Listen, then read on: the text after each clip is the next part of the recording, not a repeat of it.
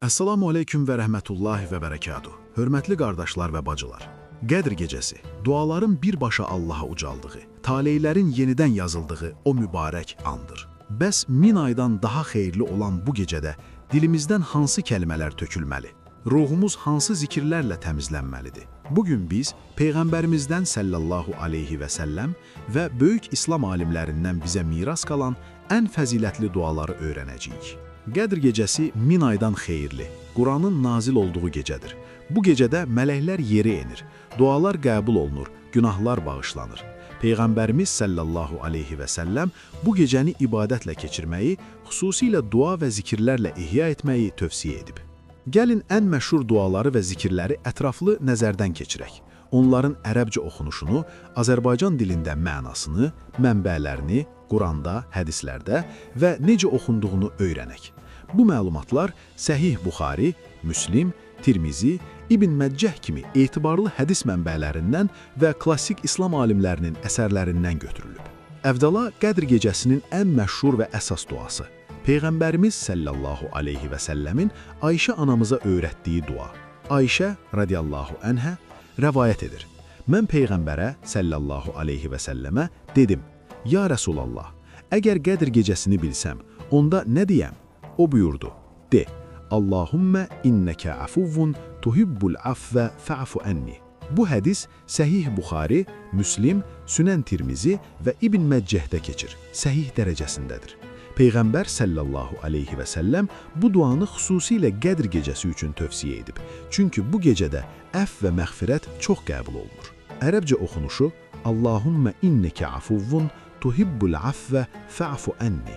Mənası: Allahım, sən əff edənsən, əffi sevirsən, məni də əff et. Bu duanı bol-bol təkrar etmək, xüsusilə təhəccüd namazından sonra və səhər vaxtında. Alimlər deyir ki, bu dua sadəliyinə baxmayaraq günahların tam bağışlanmasına səbəb olur. İmam Tirmizi bu hədisi səhih adlandırıb və deyib ki, bu dua Qədr gecəsinin ən böyük qazancıdır. İkinci vacib dua bağışlanma və rifah istəmək. Bu dua ümumi olaraq Ramazan və Qədr gecəsi üçün tövsiyə olunur. Peyğəmbər sallallahu aleyhi və səlləm hədisində bağışlanmanı vurğulayıb. Ərəbcə oxunuşu Allahümmə inni əsəlükəl affə vəl-afiyyətə fid-dünya vəl-əxirə. Mənası: Allahım, mən səndən dünyada və axirətdə bağışlanma və rifah istəyirəm. Bu dua Peyğəmbərin ümumi dualarındandır. İbn Ömər radiyallahu anhu rəvayət edib. Alimlər kimi İbn Həcər Əl-Əsqəlani Fəthül Baridə deyir: Qədr gecəsində bu dua ilə günahlar bağışlanır və həyat rifahla dolur. Gecə boyu təkrar etmək, xüsusilə səcdədə oxunmalı. Digər bir dua istiğfar və tövbə. Peyğəmbər sallallahu aleyhi və səlləm hədisdə gecələrdə istiğfar çəkməyi tövsiyə edib. Xüsusilə Qədr gecəsi üçün 100 dəfə oxumaq məsləhətdir. Ərəbcə oxunuşu Əstəğfirullahəl-azim və ətubu ileyh. Mənası: Uca Allahdan bağışlanma diləyirəm və ona tövbə edirəm. Bu, Peyğəmbərimiz sallallahu aleyhi və səlləmin gündəlik istiğfar duasıdır. Buxari və Müslim. İmam Nəvəvi Şərhül Müslimdə deyir: Qədr gecəsində bu istiğfarı 100 dəfə oxumaq günahları silir. Peyğəmbər sallallahu aleyhi və səlləm gecələrdə bol istiğfar çəkərdi, xüsusilə son 10 gündə. Başqa bir dua dünyada və axirətdə yaxşılıq istəmək. Quranda Bəqərə surəsi 201-ci ayətdə keçir. Ərəbcə oxunuşu Rabbənə ətinə fid-dunya həsənətən və fil-əxirəti həsənətən və qinə əzəbən-nar. Mənası: Ey Rəbbimiz, bizə dünyada yaxşılıq ver, axirətdə də yaxşılıq ver və bizi cəhənnəm əzabından qoru. Bu, Qurani Kərimdən bir duadır. Peyğəmbər sallallahu aleyhi və səlləm bu ayəni dua kimi oxuyardı. Sünən Əbu Davud.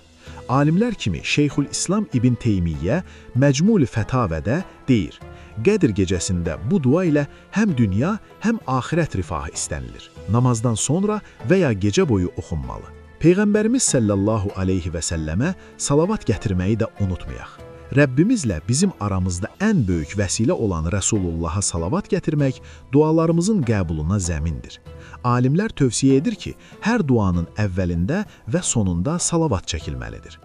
Oxunuşu Allahümmə salli ala Muhammedin və ala əli Muhammed. Mənası: Allahım, Həzrəti Muhammedə və onun ailəsinə rəhmət və bərəkət nazil eylə.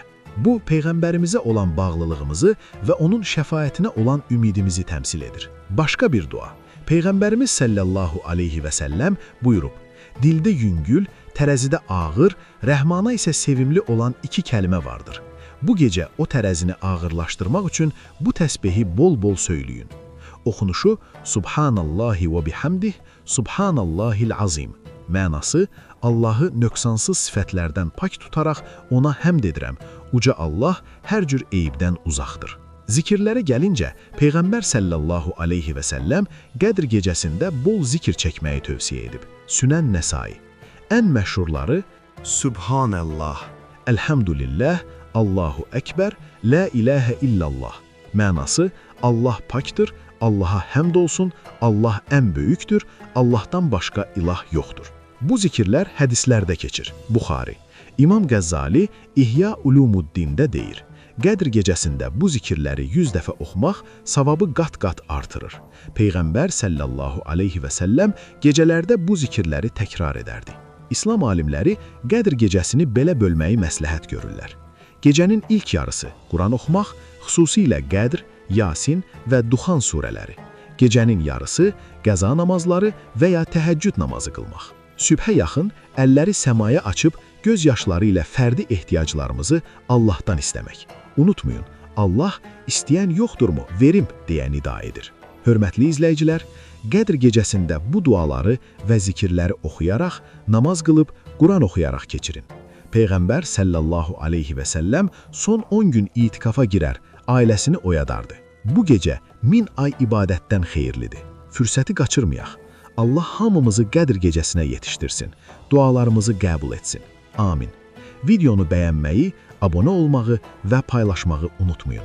Allah razı olsun və selamun aleyküm və rəhmətullahi və bərəkatuhu.